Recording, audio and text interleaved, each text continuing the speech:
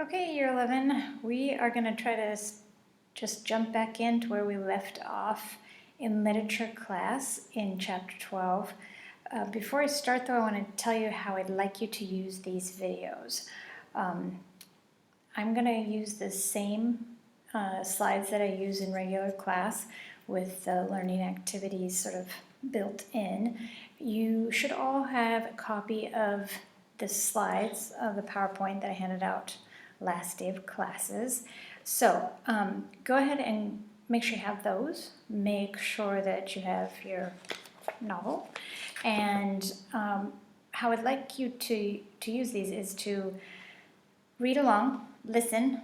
I'll talk through and read through, and then I'll set you or ask you to respond to the learning activities. And when I do that, I'd like you to pause the video and do the annotating, do the note taking, write your thoughts down before listening to my thoughts, okay? Your thoughts are important. A personal response to literature is a really key part of studying literature, and I want you to still have that experience, even though we're not in a classroom, okay? So, let's get started. So, before we got sent home, we had looked at chapter 12 and the responses from Jean and Finny both to Finny's fall down the marble stairs. And then we had talked about Jean being outside the infirmary and the sort of beginning of some strange behavior from Jean. We talked about how his state of mind, he seems kind of distracted, detached maybe, the kind of seriousness of what's going on with Finny and how he's kind of laughing, crying. We also drew some similarities between he and Leper from chapter 10. And then finally when the doctor leaves, we have this interaction between Jean and Finny, and it's a difficult interaction for both of them. And it's for us as readers, it's kind of extreme for Finny. Some of the language that Jean uses, especially his use of the word, like unleash his hate, is pretty strong language, and it's a quite strong emotions, and the closest we've probably seen Finny come to anger,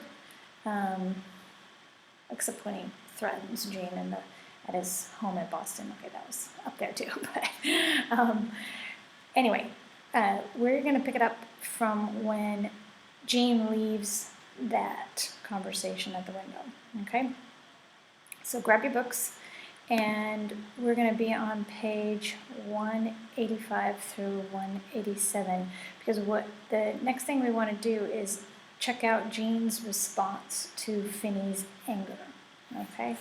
So I'm on page 185, and I'm just going to start right there in the middle of the page where Jean is saying, "I'm sorry. I'm sorry," I said blindly. "I'm sorry, I'm sorry. I had just control enough to stay out of his room, to let him struggle back into bed by himself. I slid down from the window, and I remember lying on the ground staring up at the night sky, which was neither clear nor overcast. And I remember later walking alone down a rather aimless road which leads past the gym to an old water hole. I was trying to cope with something that might be called double vision. I saw the gym in the glow of a couple of outside lights near it, and I knew, of course, that it was the Devon gym, which I entered every day. It was and it wasn't. There was something innately strange about it, as though there had always been an inner core to the gym which I had never perceived before, quite different from its generally accepted appearance. It seemed to alter moment by moment before my eyes, becoming For brief flashes, a totally unknown building with a significance much deeper and far more real than any I had noticed before. The same was true the same was true of the waterhole, where unauthorized games of hockey were played during the winter. The ice was breaking on it now, with just a few glazed islands of ice remaining in the center, and a fringe of hard surface glinting along the banks. The old trees surrounding it all were intensely meaningful, with a message that was very pressing and entirely indecipherable. Here the road turned to the left and became dirt. It proceeded along the lower end of the playing field, and under the pale night glow, the playing field swept away from me in slight frosty undulations, which bespoke meanings upon meanings, levels of reality I had never suspected before, a hope of thronging an epic grandeur, which my superficial eyes and cluttered mind had been blind to before. They rolled away impervious to me as though I were a roaming ghost, not only tonight, but always, as though I'd never played on them 100 times, as though my feet had never touched them, as though my whole life at Devon had been a dream, or rather that everything at Devon, the playing fields, the gym, the water hole, and all the other buildings and all the people there were intensely real, wildly alive, and totally meaningful, and I alone was a dream, a figment which had never really touched anything. I felt that I was not, never had been, and never would be a living part of this overpoweringly solid and deeply meaningful world around me. I reached the bridge which arches over the little Devon River, and beyond it the dirt track which curves toward the stadium. The stadium itself, two white concrete banks of seats, was as powerful and alien to me as an Aztec ruin, filled with the traces of vanished people and vanished rights, of supreme emotions and supreme tragedies. The old phrase about "if these walls could only speak" occurred to me, and I felt it more deeply than anyone has ever felt it. I felt that the stadium could not only speak, but that its words could hold me spellbound. In fact, the stadium did speak powerfully and at all times, including this moment. But I could not hear, and that was because I did not exist. I awoke the next morning in a dry and fairly sheltered corner of the ramp underneath the stadium. My neck was stiff from sleeping in an awkward position. The sun was high, and the air freshened. I walked back to the center of the school and had breakfast, and then went to my room to get a notebook, because this was Wednesday and I had class at 9:10. But at the door of the room I found a note from Dr. Stanford.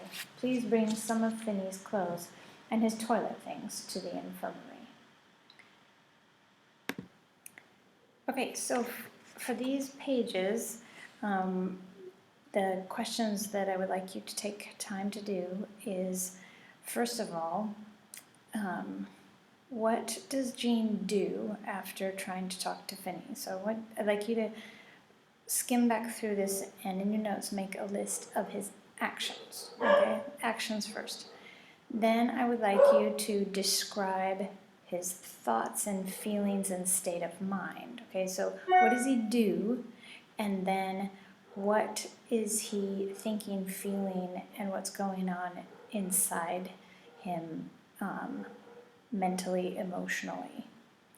And then after you identify Gene's thoughts, feelings, and state of mind, I would like you to go back through pages 185 through 187 and find 4 to 6 quotes that would support your description, not of his actions, but of his thoughts, feelings, and state of mind. Okay? And then lastly, well, what's happening? What's happening here with Gene? And why? What's your interpretation of this scene? All right, now it's time to pause the video and think through these questions and do some thinking on your own before I share some of my thoughts. Okay, now that you've had some time, because I'm sure you paused and took some time to do your own thinking, the first question is pretty easy. What does Gene do after talking to Finney? Well, we basically see him wander around campus, and he wanders in the direction of the stadium and the playing fields, kind of like Finney's area, if you will, of the school, okay, the sports area of school. And as he wanders around, he has quite a experience internally, okay? So the second question about describing Gene's thoughts and feelings and state of mind, there's a lot of things you can say here, and I'm sure you came up with some ways to describe it. Ways I would describe what his experience is, or his state of mind and his thoughts. I feel like he's first of all very upset about not only what's happened to Finney, his second fall, and the separation that he feels from Finney, but when Finney falls down the stairs, he doesn't interact with him until he talks to him. Okay, and so he's while he waits outside the infirmary, he's sort of basing his feelings on the sort of assumption that Finney's going to be pretty upset with him.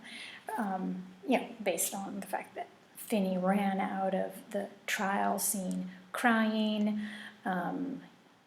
shouting, and looking pretty hurt and upset. And again, he said it was the first time he'd ever seen him cry. So as he waits outside the infirmary, he's having these kind of jumbled, detached emotional response. But now, after he's talked to Finney, he now knows for sure, or at least it seems to Gene, that Finney is upset, okay, with Gene, and that there's a maybe severing him, a separation that's happened between the two of them, as possibly never before, okay? And so we assume that what he's experiencing is based on emotional upset, and this not only physical separation from Finney, but an emotional separation between the two of them. Okay, so I would describe his experiences as sort of like, it seems to me like Knowles is trying to make everything on Devon campus like there's an exaggerated reality to the buildings and the play fields and everything around him, and that's like contrasted to what seems to be, to me, like a ghost-like, I don't know if you want to call it an out-of-body experience, but he feels like almost like dematerialized, and everything else is like hyper real, and he all of a sudden like loses his realness, his material existence. Okay, he feels like a floating spirit. Okay, he says he doesn't exist. He says he feels like a dream. It's like he can't interact with his surroundings. He can't hear. He can't. It's like he says he's not touching things, and so we get this like spirit existence of Gene. Okay, now it's his. It's Gene's narration of his experience, but it's detached, it's surreal, the physical aspects of it, like he talks about double vision and things kind of changing before his eyes. You get this like almost like hallucination, substance abuse kind of, experience, like he's, on some kind of drug high, or, and the picture we get is that his emotional state is so extreme that he's kind of losing touch with reality, except that he describes it almost as like hyper reality, that everything else is more real and more alive. Okay, like all this personification of the stadium, and like the stadium can talk and say things, and that it's always been doing it, and he wasn't paying attention. Okay, now that he's in this like ghost-like, spirit-like existence or frame of mind anyway, he all of a sudden can see things he never saw before. You know, you almost get this like, I don't know if you guys have seen the film The Matrix, but like all of a sudden he sees what's around him he never saw before, and that is that, you know, the stadium is practically alive and speaking, but now he can't hear it because he doesn't exist. Okay, now all of this is triggered because of this break with Finney.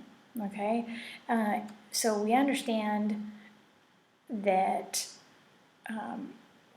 why this is happening to Jean is because of this separation from Finney after this super close month, these super close months of almost like codependence between the two of them, after the first accident, after the tree incident. And there's lots of interpretations here. One could be that it simply is just an emotional response, and Knowles is trying to create this sort of surreal, lost, create the effect of someone really who feels lost in their identity. And we've seen this the whole way through the book, is that Jean is trying to figure out who he is. Jean doesn't like who he is, and that Finney's character is much more heroic and attractive, and so we see Jean identifying, even stating explicitly that he's becoming Finney. And so this could simply be Knowles' attempt to dramatize someone's identity loss and emptiness. Okay, that could be one interpretation. Another one, possibly, that I've toyed around with is this sort of the precursor to the fact that, I mean, no spoilers here, you guys know Finney's about to die, okay? But this, like, is it an emotional, almost soulish death that's happening to a part of Jean that is in preparation for Finney's death? Because he claims in chapter 13 that basically after Finney dies, Finney's spirit sort of lives on in Jean. Is this some kind of vacating of the old Jean and making way for this spirit of Finney to live on in him, to take full identity with and be the kind of character and kind of man that Finney was, to carry on in life, kind of carry on his spirit and his vivacity and all the rest. It's at minimum a search for identity, and possibly going out on a limb, this idea that who Jean is going to die, and make room to adopt this spirit of Finney, as he's been struggling to do for most of the book. But obviously Jean doesn't know that, but you know, it's maybe in some sense, a little bit of foreshadowing for us as readers as well.